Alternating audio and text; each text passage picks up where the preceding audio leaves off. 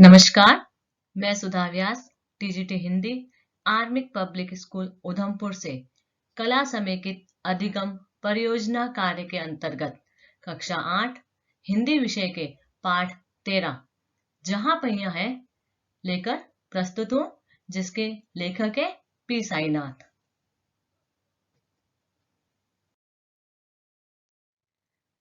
भारत में आजादी की लड़ाई में और स्वतंत्रता आंदोलन में महिलाओं का अभूतपूर्व योगदान रहा है।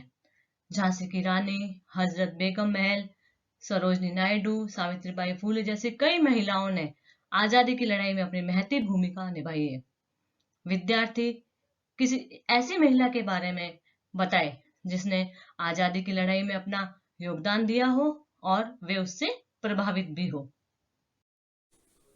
रानी लक्ष्मीबाई, जिन्हें झांसी की रानी के नाम से भी जाना जाता है, इनका जन्म 19 नवंबर 1828 में हुआ था।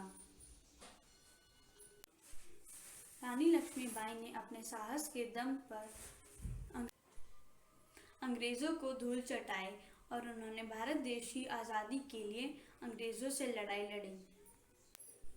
उखाड़ फेंका हर दुश्मन को जिसने झांसी का अपमान किया, मर्दानी की परिभाषा बनकर आज़ादी का पैगाम किया।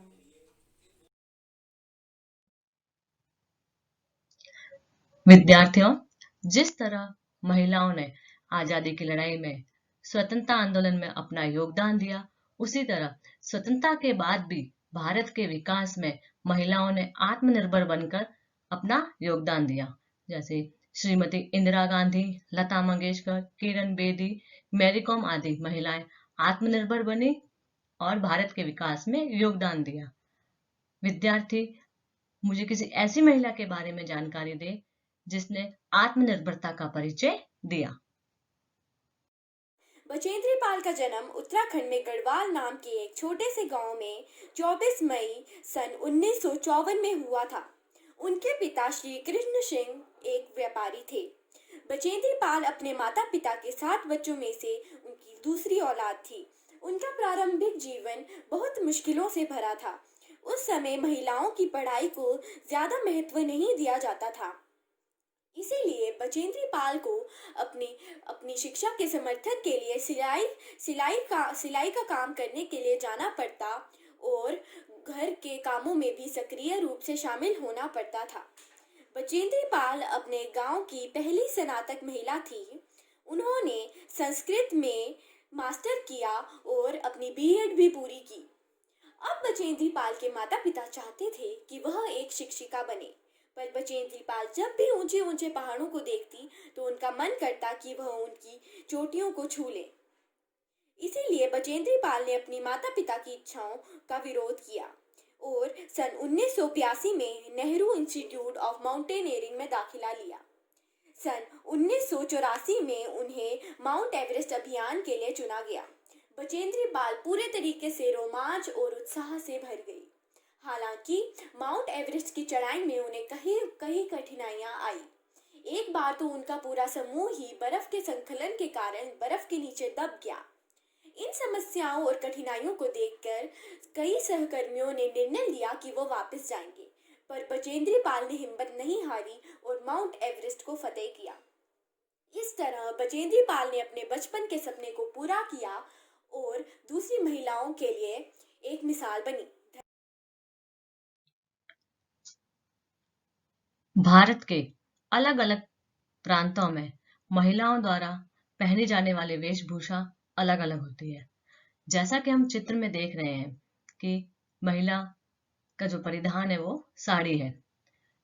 विद्यार्थी, तमिलनाडु में महिलाओं द्वारा पहने जाने वाले परिधानों के साथ ही साथ वहां की चित्रकला के बारे में भी जानकारी देंगे कि किस तरह वहां महिलाएं आभूषण या परिधान पहनते हैं।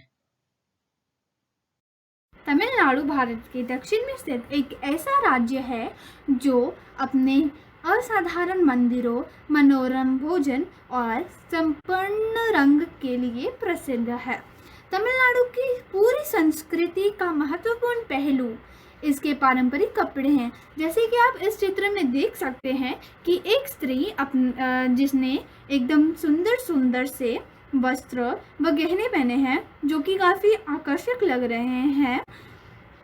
ये स्त्री अपने तमिलनाडु की ओर से तमिलनाडु को दर्शा रही है। तमिलनाडु के जो कपड़े होते हैं वो ज़्यादातर cotton, chiffon silk, crepe silk आदि से बनते हैं। तमिलनाडु में महिलाओं के लिए पारंपरिक कपड़ों में साड़ी का बहुत महत्व है। लोकप्रिय तमिल कविता सिलप्पट्टिकारम एक साड़ी में महिलाओं को चित्रित करती है। साड़ी एक ऐसी पोशाक है जिसमें महिलाओं कार्यालयों, मंदिरों, पार्टियों और विवाह के अवसर पर पहनती हैं। तमिलनाडु वहाँ की महिलाओं द्वारा किए गए खूबसूरत नृत्य के लिए बहुत ही ज़्यादा प्रसिद्ध है। तमिलनाडु की प्रसिद्ध नृत्य शैलियाँ भरतनाट्यम, करकट्टम, सदिरत्तम आदि हैं। धन्यवाद। तंजौर चित्रकला तमिलनाडु के तंजौर शहर का स्थानीय कला रूप है। इसमें धार्मिक, आध्यात्मिक और पौराणिक पात्रों और विषयों को लिया जाता है। चित्रों को कीमती पत्थरों, कांच के टुकड़ों और सोने से सुवासित किया जाता है। साथ ही साथ प्राकृतिक रंगों का भी प्रयोग किया जाता है। तंजौर में सरस्वती महल पुस्तकालय प्रसिद्ध तंजौर चित्रों को प्रदर्शित करता है। विद्यार्थियों, अभी आपके साथियों ने तमिलनाडु जिले की महिलाओं के परिधान, वहां की तंजौर चित्रकला के बारे में जानकारी दी। तमिलनाडु की महिलाएं आत्मनिर्भरता में भी पीछे नहीं थी। उन्होंने साइकिल आंदोलन के माध्यम से एक सामाजिक आंदोलन की शुरुआत की और आत्मनिर्भरता का परिचय दिया। इसी पर आधारित है हमारा आज का पाठ जहां पहिया है। जहां पहिया है पाठ के लेखक पी साईनाथ है। इस लेख के द्वारा उन्होंने एक साइकिल आंदोलन की बात की है। तमिलनाडु के पुट्टुकोट्टई की ग्रामीण महिलाओं ने अपनी आजादी और गतिशीलता को अभिव्यक्त करने के लिए प्रतीक के रूप में साइकिल को चुना। इन महिलाओं में अधिकतर नवसाक्षर थी। उन्होंने अभी अभी पढ़ना शुरू किया था। पुडुकोट्टई जो जिला है वो बहुत ही पिछड़ा हुआ जिला था। अत्यंत रूढ़िवादी पृष्ठभूमि की युवा मुस्लिम लड़कियां जब साइकिलों पर जाती तो पुरुष इस आंदोलन का विरोध करते, उन पर फप्तियां कसते। जमीला का कहना है कि जब भी वह साइकिल चलाती पुरुष उस पर गंदी गंदी टिप्पणियां करता, लेकिन उन्होंने उसे अनदेखा कर दिया, अनसुना कर दिया। फातिमा जो कि माध्यमिक स्कूल में अध्यापिका थी, उसका कहना था कि साइकिल चलाने में उसे आजादी की अनुभूति होती है। जमीला, फातिमा और अवकन्नी जैसी लड़कियों ने पुरुषों के द्वारा जो फप्तियां कसी जाती थी उनका विरोध किया, खुद भी साइकिल चलाना सीखा और दूसरी लड़कियों को भी साइकिल चलाने के लिए प्रेरित किया और उन्हें साइकिल चलाना सिखाया भी। इस आंदोलन ने उनको आत्मविश्वास प्रदान किया। पुरुषों पर उनकी निर्भरता कम हो गई। जब भी उन्हें एक स्थान से दूसरे स्थान पर जाना होता था तो साइकिल आंदोलन से पहले उन्हें घर के पुरुष सदस्य, चाहे वे उनके पति हो, पिता हो या भाई हो, उन पर निर्भर रहना पड़ता था। उन्हें घंटों बस का इंतजार करना पड़ता था। लेकिन जब से उन्होंने साइकिल चलाना शुरू किया, वे पुरुषों पर निर्भर रहना धीरे धीरे कम हो गई। किला कुरुची गांव में साइकिल सिखाने वाली और सीखने वाली महिलाएं रविवार को इकट्ठा हुई। वे साइकिल तो चलाती ही थी और साथ ही साथ वे ऐसे गीत गाती थी जो उन्हें आगे बढ़ने की प्रेरणा देती थी, प्रोत्साहन मिलता था, उन्हें उत्साह मिलता था। साइकिल चलाने से उन्हें आजादी की अनुभूति होती थी। सन 1992 में अंतर्राष्ट्रीय महिला दिवस के दिन 1500 महिलाओं ने साइकिल रैली निकालकर सबको हक्का बक्का कर दिया और पुडुकोट्टई जिला अब पहले जैसा नहीं रहा था।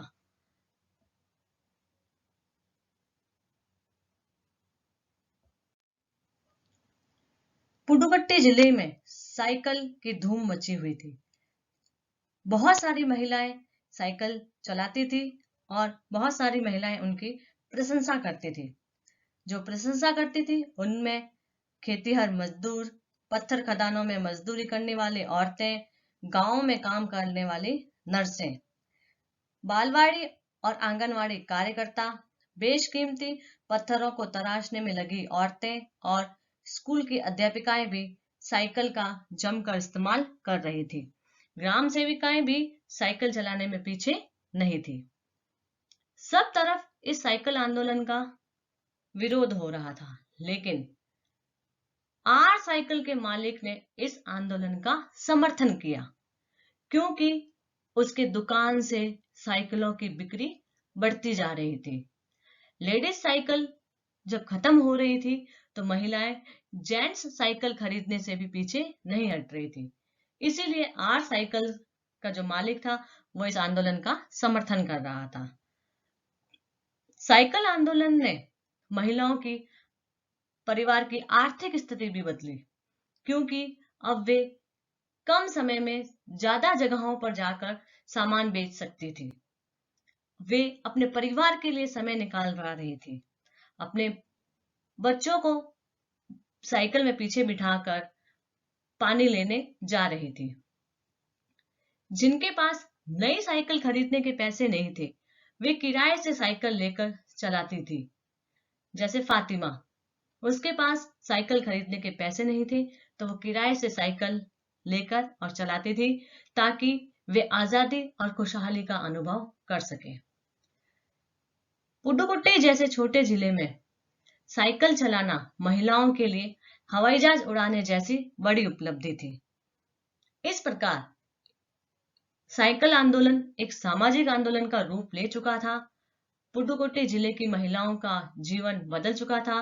वे घर की चार दीवारी से बाहर निकलकर नई नई जानकारियां हासिल कर रही थी। इस प्रकार यह आंदोलन उनके लिए बहुत महत्वपूर्ण रहा। विद्यार्थियों, ये था पाठ का सार। अब आपने देखा कि किस तरह से एक पहिए ने महिलाओं के जीवन को बदल दिया। तो विद्यार्थी, मुझे पहिए के विकास क्रम और क्योंकि साइकिल एक यंत्र है, तो किस तरह से जो यंत्र है, जो मशीनें हैं, वो मानव जीवन को सुगम बना रही है, किस तरह से मानव जीवन के लिए उपयोगी सिद्ध हो रही है, इस संबंध में जानकारी दें। नमस्कार। आजकल ऐसे बहुत से आविष्कार हैं जिन्होंने हमारी जिंदगी को आसान बना दिया। इनमें से एक है पहिया। बस, ट्रेन, कार आदि में इसका इस्तेमाल होता है, लेकिन आज भी यह सवाल रहस्य है कि पहिए का आविष्कार कैसे हुआ। इसके सबसे पुराने सबूत 3500 ईसा पूर्व के हैं। इसे मेसोपोटामिया में पाए गए थे। पहिया यानी एक यांत्रिक पुर्जा जो चक्र के आकार का होता है और एक ही दूरी में घूमता है। इंसानों के लिए पहिया बेहद महत्वपूर्ण है, और इतना ज़्यादा कि इसके बिना जीवन की कल्पना भी नहीं की जा सकती थी। आज पहिए के बल पर ही सारी दुनिया घूम रही है। मैं अंत में इस पर एक कविता प्रस्तुत करना चाहती हूँ। जीवन को गति देता पहिया, खोज निराली इसकी, लाखों वाहन दौड़ रहे हैं, सब है महिमा पहिए की। धन्यवाद। आज मैं आपको मशीन के प्रयोग से जीवन में हुए बदलाव के बारे में बताने जा रहा हूँ। मशीन एक ऐसी चीज़ है जो अलग अलग भागों से बनी होती है और एक विशेष कार्य करती है। वह हमारा समय बचाती है और श्रम शक्ति भी कम करती है।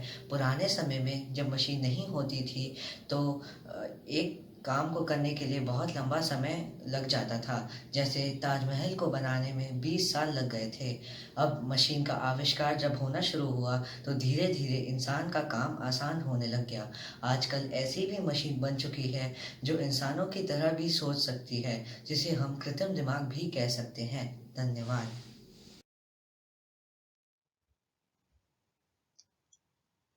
विद्यार्थियों, जहां पहिया है पाठ का अन्य विषयों के साथ क्या संबंध है, ये अभी हमने देखा कि सामाजिक विज्ञान के साथ किस तरह से हम अपने इस हिंदी विषय के पाठ को जोड़ रहे हैं। साइकिल आंदोलन एक सामाजिक आंदोलन है। इसके बाद में हमने पहिए के विकास क्रम के बारे में जानकारी ली और मशीनों के प्रयोग से किस तरह से मानव जीवन है वह सरल हो रहा है, सुगम हो रहा है। यह सभी सामाजिक विज्ञान से जुड़े हुए पहलू है। इसी तरह हम अन्य विषयों के साथ भी अपने इस पाठ को जोड़ सकते हैं, जैसे गणित और विज्ञान। क्योंकि पहिए का आकार गोल है तो गणित में यह गोल आकार वृत्त के रूप में उपयोग में आता है। और क्योंकि पहिए से घर्षण में कमी होती है और गति मिलती है, तो किस तरह से हमारा ये पहिया है वह विज्ञान विषय के अंतर्गत काम में आता है। इन्हीं से संबंधित जानकारी विद्यार्थी देंगे। जहाँ पहिया है, इस पाठ में हमें पहिए के प्रयोग के बारे में बताया गया है। पहिया आज के ज़माने में बहुत महत्वपूर्ण वस्तु है। ये हमें दूर दूर जगहों के सफ़र करने में मदद करती है। पहिया बड़ी सारी वस्तुओं में प्रयोग होता है, जैसे गाड़ी, ट्रेन, साइकिल आदि। इसका आकार गोल होता है और गोल आकार गणित में भी यूज होता है, जैसे व्यास, जिसे हम अंग्रेजी में डायमीटर बोलते हैं, चाप, जिसे हम अंग्रेजी में आर्क बोलते हैं, त्रिज्या, जिसे हम अंग्रेजी में रेडियस बोलते हैं, और क्षेत्र, जिसे हम अंग्रेजी में सेक्टर बोलते हैं। हम ये चीज़ें गणित में सिर्फ गोलाकार की वजह से ही पता कर सकते हैं और इन्हीं उदाहरणों के कारण हमें पता चलता है कि पहिया कितना महत्वपूर्ण है। धन्यवाद। नमस्कार। जैसे कि आप सब जानते ही हैं कि एयरपोर्ट्स पर और रेलवे स्टेशन पर हम अपना लगेज खुद ही कैरी कर लेते हैं, चाहे वो कितना भी भारी क्यों ना हो। ऐसा इसलिए होता है क्योंकि उसके नीचे पहिए लगे होते हैं, जिन्हें हम व्हील्स भी कहते हैं। पर अब एक क्वेश्चन बनता है कि ऐसा क्यों होता है? हमारा जो सामान पहियों के बिना होता है उसे उठाना मुश्किल क्यों होता है, और पहिए कैसे काम करते हैं? तो उसका उत्तर है घर्षण या फिर फ्रिक्शन, जिसकी वजह से ये संभव हो सकता है। घर्षण ही तो हमारी मदद करता है चलने में और आदि कामों में। घर्षण घट जाता है पहियों से, जिसके कारण आसान हो जाता है चलना। पहियों के साथ पहिए और भी बहुत जगह होते हैं, जैसे गाड़ियों के नीचे, जिससे वो पहिए घर्षण घटाकर अच्छे से चलती है। सोचिए अगर पहिए नहीं होंगे तो कितनी मुश्किल होगी। जैसे हमारी ट्रेन्स, कार्स, हवाई जहाज़, सबके नीचे पहिए लगे होते हैं। पहिया एक है ही ऐसा आविष्कार जो कि बहुत ज़रूरी है। कि पहिए घर्षण को घटा कैसे देते हैं, ये आप देख सकते हैं, एक टेप है। अब आप देखिए, इसे अगर हमें कम फोर्स लगाना पड़ेगा, कम जोर लगेगा और ये ज़्यादा आगे तक जाएगा घूमते घूमते। पर अगर हम इसे ऐसे रख दें तो देखिए ज़्यादा फोर्स में।